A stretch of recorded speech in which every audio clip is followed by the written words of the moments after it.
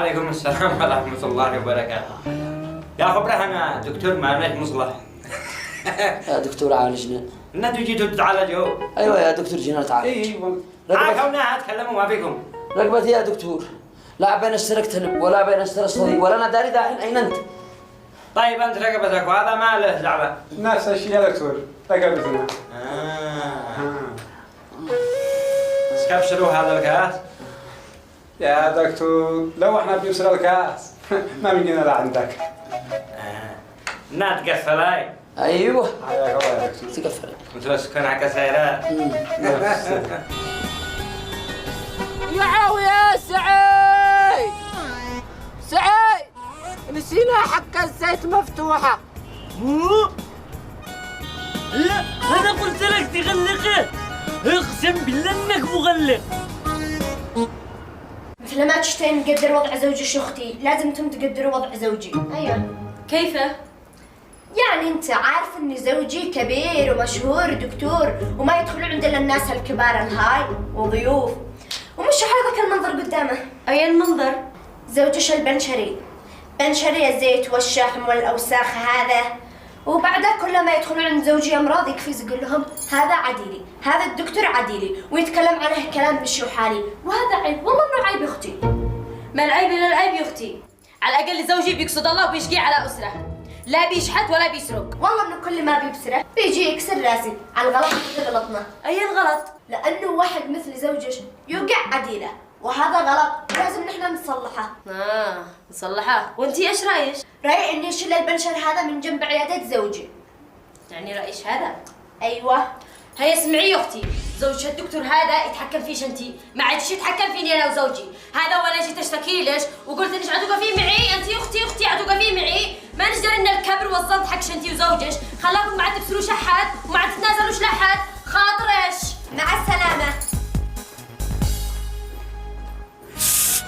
هذا معلش لا مسافر نتعاين ولا عمل زبن واحد من الصباح واحنا ما نفعل لك، سوينا مسامير في كل الشوارع ما مش فايدة. انت ما طبت عملنا. شوفوا عديل على شغل بيشتغل الناس عنده طوابق وانت تشي تقعس عديلك يا حبل، اقسم بالله انه معش كثير يا حلا. لا انا شفتها بعدين واحد زي القمر.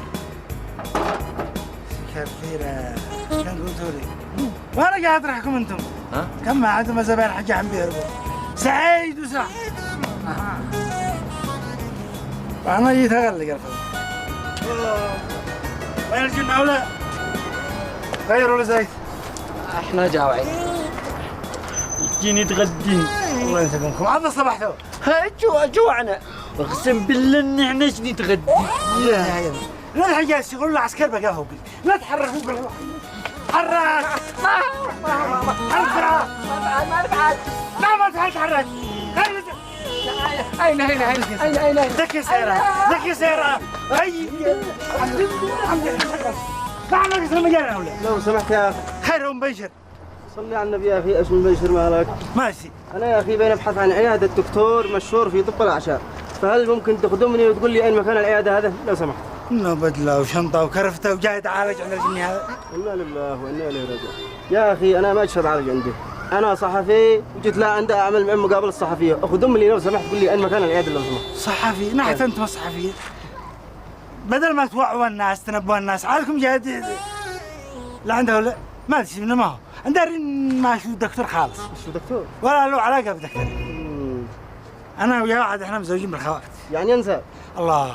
إذا ممكن تخدمني وتجيب لي معلومات عنه؟ ايش من معلومات؟ بدي له قصة الحياة من نحن ولد لو ما مات. إذا عاد عمل خير. تفضل يلا. السلام عليكم.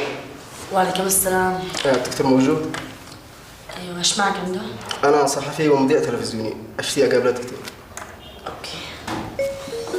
خليك تفهم. يلا.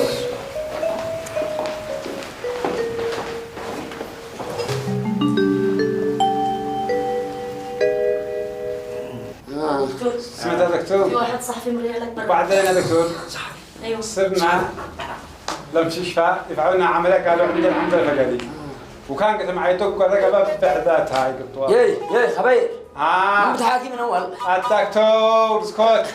أي الدكتور قد خرج قد ذا زمان. هاي قد خرج. وكان من حاكي من أول. بعد أنت وين أنت؟ أنا عند الدكتور وأنت هنا. اسكت قوم نبصرك. قوم نبصرك. الله يا رغبتي. السلام عليكم. عليكم السلام. حياك الله. لا الله يحييك. من أنت؟ أنا حزر وأنت من أنت؟ وأنا غالب. حيا الله غالب. الله. سلامة ما في. والله يا أخي ما بالله طلعت لي حبة هنا ها وخلاص لا عاد استريح أحرك رقبتي ولا أكتلب. قفلت. تقفلت. وأنت؟ أنا نفس الشيء بس أنا فيني حبة وربع. لا إله إلا الله. هل صحيح يا دكتور أن لديك القدرة الكافية لعلاج هذه الأمراض كلها التي أراها أمامي؟ طبعا.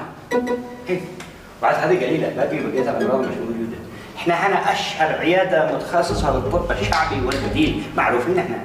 بس يا دكتور أنا التقيت بشخص خارج فجاب لي معلومات عنك وعن تاريخك ومؤهلاتك وكيف كانت بدايتك من مزاولة هذه المهنة. من هذا الشخص؟ البنشر الذي نازل نسبك. شو نسبي ولا اعرفها من انه نسبي يا اخي؟ ماشي معقول انت كصحفي تاخذ معلومه من اشهادك؟ هذا الكلام مش صحيح. الكلام هذا مش صحيح يعني. مش صحيح. لا انت يبان انك اخذ فكره خاطئه جدا عني ولازم نصحح لك الصوره. هنا ما ينفعش. ما بلا نخرج انا وانت في مكان حلو هكذا ونتعشى ونفهمك كيف الصوره الصحيحه. يلا تفضل. لا لحظه. خلص الحالة الإنسانية اللي معي لأنه ناس أمراض الجولة عندي ما يصلحش نفوتهم ودي فرصة تطلع على العيادة يعني انتظر لك لما تخلص. أنا أرجع لك. تفضل يا دكتور.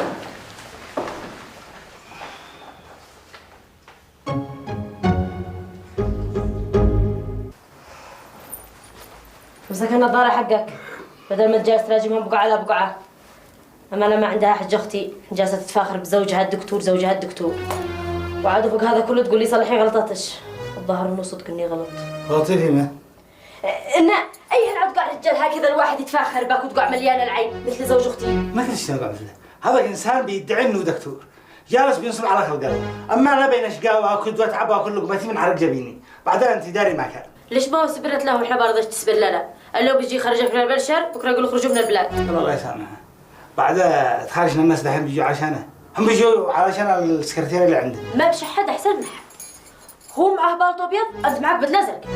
هو معه سكرتيرة بكره الصباح معك سكرتيرة. لو أصير أبيع ذهبي كله ولا يجلس نخط ويتكبر فوقنا.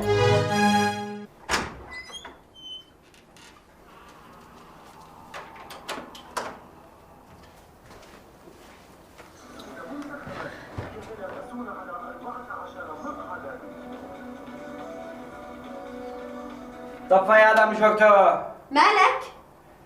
انت ليش ما بتحسش باللي بنعانيه؟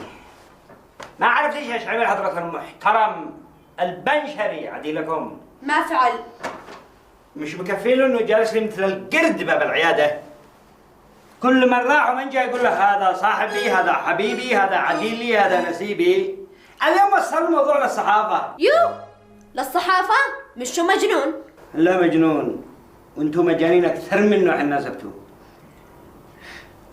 اليوم جالي صحافي بيقول لي انه قابله وانه اعطاله نبذه عن حياتي. حضرة البنشري المحترم بيعطي للناس نبذه عن حياتي انا وفين؟ في الصحافه. وانت عارفه حساسيه الصحافه وكم تعبت لو ما كونت لي اسم وصوره قدام الناس في الصحافه. خلصينا من الموضوع هذا تصرفي. انا ما اتدخلش تعبت مع اختي لكن دحين اتصرف معاهم انت. صح أنا لازم أتصرف معاهم. مثل هذا الأشكال لازم واحد يتصرف معاها بسرعة.